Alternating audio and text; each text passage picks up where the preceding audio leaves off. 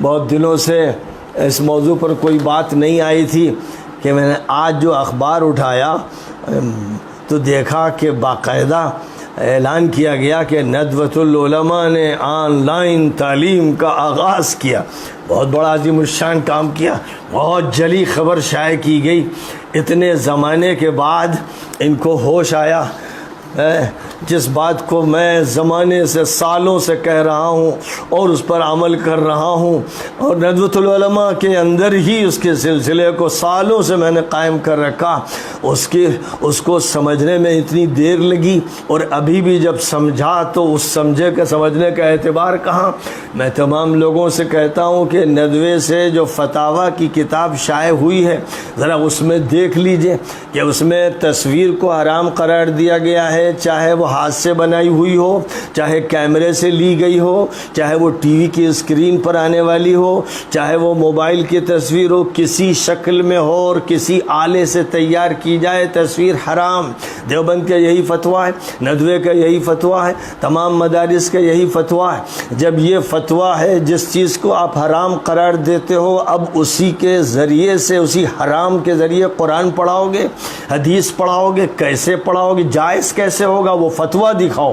اس فتوے کو دکھاؤ جس فتوے نے دلائل سے اس کو جائز کیا ہو۔ اور اگر وہ فتویٰ پیش نہیں کر سکتے اور ابھی اس فتوے کا اندراج نہیں ہے عوام کو بتانے کے لیے، اور فتویٰ کی کتاب شائع کرتے ہوئے، دیوبند کی تابع داری کرتے ہوئے، فوٹو کی تحریم کا فتویٰ، اس کی حرمت کا فتویٰ، حرام جیسے سور حرام اور جیسے مردار حرام، ویسے جب اس کو حرام قرار دیا تو جائز کیسے ہو گیا؟ کیا حکومت کی وجہ سے جائز ہو گیا؟ کیا کورونا کی وجہ سے جائز ہو گیا؟ کیا کسی نئے اجتہاد کی وجہ سے جائز ہو گیا؟ کس نے جائز کیا؟ کیسے جائز کیا؟ کیا دلائل ہے؟ پہلے ان کو پیش کیا جائے۔ یہ تو ایک بات میں نے اس لیے کہہ دی کہ جو موقف ہے وہ زمانے سے چلا آ رہا ہے۔ ایک طرف سخت فتویٰ ہے اس کی حرمت کا، اور دوسری طرف ایسا توسع ہے اور ایسی دلچسپیاں ہیں کہ اب لگتا ہے کہ بس ہمارے یہ مدرسے قائم ہی ہوئے تھے اسی فوٹو بازی کے لیے، اور اسی لیے کہ اب یہ آن لائن کے نام پر موبائل رکھیں اور موبائل میں پھر صبح شام فلمیں دیکھتے رہیں اور یا تصویریں دیکھتے رہیں، اور مولویوں کے لیے سینما جائز ہو جائے، کیونکہ ظاہر ہے کہ تھوڑی دیر کے لیے ہو سکتا ہے کہ اس میں کوئی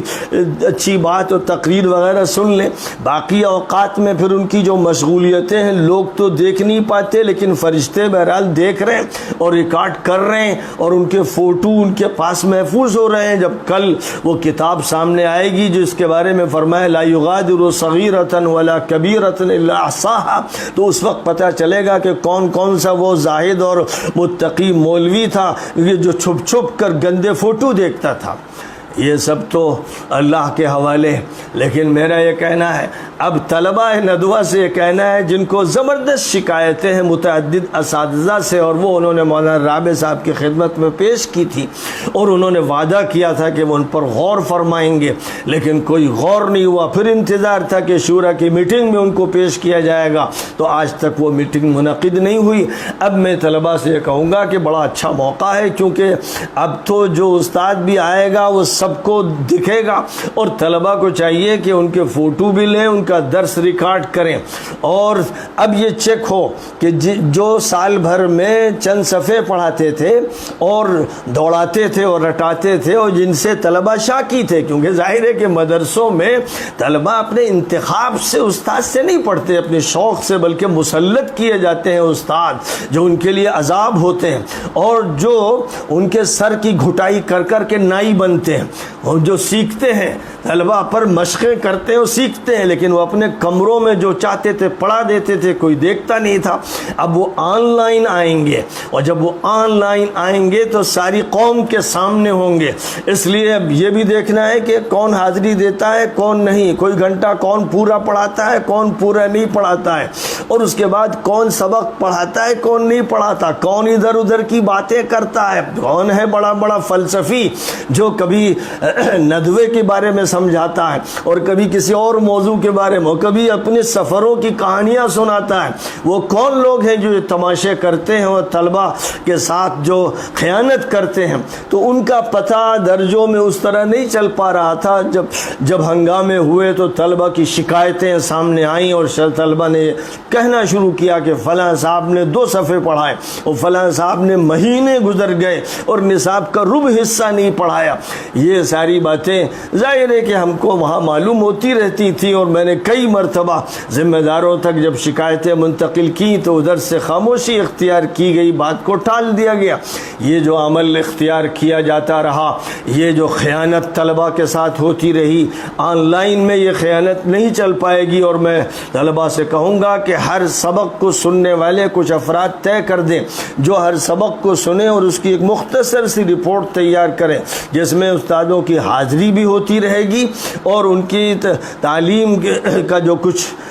بیانیہ ہے وہ سامنے آتا رہے گا۔ اس طرح روزانہ ندوے کی ایک ڈائری شائع ہوتی رہے گی، ایک یوں سمجھیے کہ صاحب ایک رپورٹ شائع ہوتی رہے گی، جس سے یہ معلوم ہوتا جائے گا کہ کتنے استادوں نے حاضری دی اور کتنی دیر پڑھایا اور کیا پڑھایا۔ یہ اب بہت اچھا موقع ہے، اس لیے میں طلباء سے یہ کہوں گا، خاص طور پر وہ طلباء جنہوں نے شکایتیں کی تھیں اور جنہوں نے ان کی اشاعت کی تھی اور مطالبے کیے تھے، کہ وہ چوکنا رہیں اور وہ روزانہ کے اسباق کو چیک کریں۔